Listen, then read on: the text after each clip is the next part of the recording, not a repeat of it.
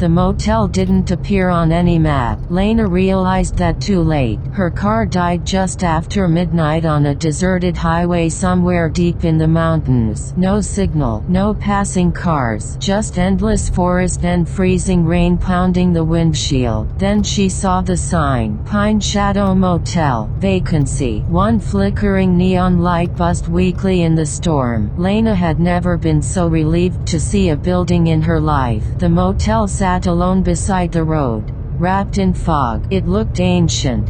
2 floors, peeling paint, broken ice machines, and dark windows that reflected nothing. The lobby bell rang the moment she stepped inside. No one touched it. An old man behind the counter slowly looked up from a newspaper. "You need a room," he said flatly. It wasn't a question. "Yeah," Lena answered nervously. "My car broke down." The old man stared at her several seconds too long. Then he slid a key across the desk. "Room 6. Lena reached for her wallet. "It's already paid for." A chill crept down her spine. "What?" The old man didn't answer. Instead, he leaned closer and whispered, "If you hear knocking tonight, do not open the door after 1:13 a.m. Lena forced a nervous laugh. "Okay." But the man wasn't smiling. Outside, thunder growled across the mountains. Room 6 sat at the far end of the motel,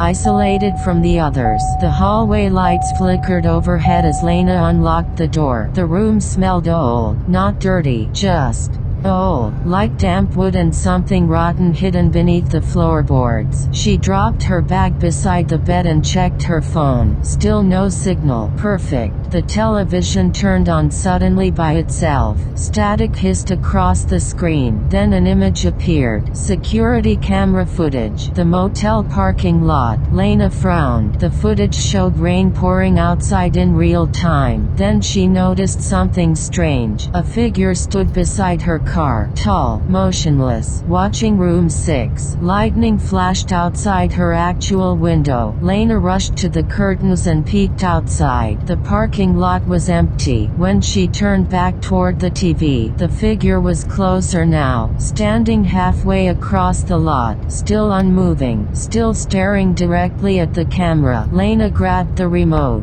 but the TV wouldn't turn off. The image glitched violently. Then the figure disappeared. A loud knock hit her door. Knock, knock, knock. Lena froze. She looked at the clock beside the bed. 1:12 a.m. Another knock. Slower this time. Knock, knock, knock. The clock changed. 1:13 a.m. Her stomach dropped. The old man's warning echoed in her head. "Do not open the door. Housekeeping." A woman's voice called softly outside. Lena didn't move. "Miss." The voice sounded wrong somehow. Too smooth, like someone pretending to sound human. The doorknob twitched gently, then stopped. Silence filled the room. Lena held her breath. That's when she noticed the bathroom door slowly creaking open. She was certain she left it open earlier. Now darkness filled the bathroom completely. A wet sound echoed from inside. Drip, drip, drip.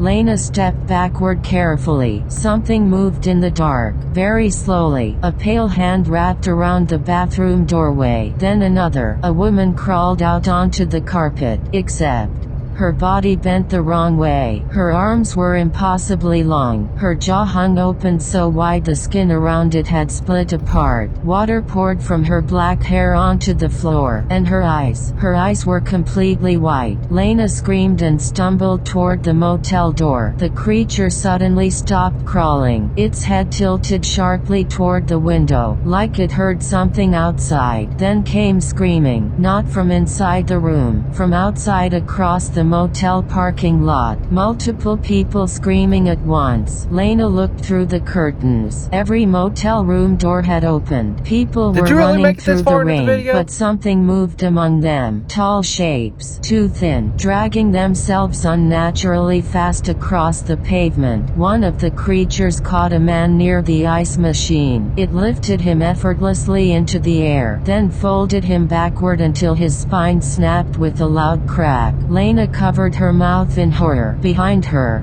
The bathroom creature whispered. "They're here." The TV screen suddenly changed again. Now it showed room 6. Live footage. Inside the room, Lena slowly turned toward the television. The camera angle showed her standing by the window, and behind her, dozens of pale figures crowded silently inside the room, watching her. Lena spun around screaming. The room was empty. When she looked back at the television, the figures were closer now, surrounding her. One stood directly behind her, breathing down her neck. A cold hand touched her shoulder. Then the motel lights went out.